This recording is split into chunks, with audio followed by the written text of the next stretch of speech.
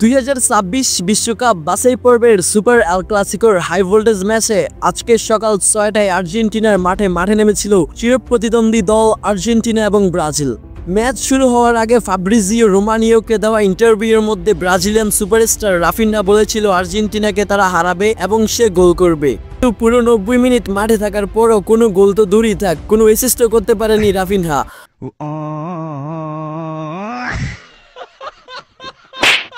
এর থেকে বোঝা যায় ব্রাজিল প্লেয়ারদের খেলায় পারফরমেন্স থাকুক বা না থাকুক, মুখে চাপায় তারা সবসময় আছে।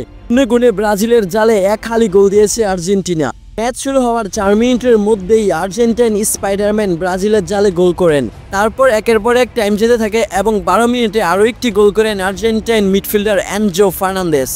গোল খাওয়ার পর ব্রাজিল কিছুটা আক্রমণাত্মক ফুটবল খেলতে থাকে এবং তারা 26 মিনিটে একটি গোল আদায় করে নেয়, কিন্তু ওই গোল কোনো কামই হয়নি, কারণ এরপরই 37 মিনিটে হাফ টাইমের কিছু আগে ম্যাকালিস্টার একটি গোল করে গোল স্কোর 3-1 করে দেয়। আর্জেন্টিনার হয়ে 4 নম্বর গোলটি করেন দিয়েগো আলমাদার সাব হিসেবে নেমে সিমিওনে।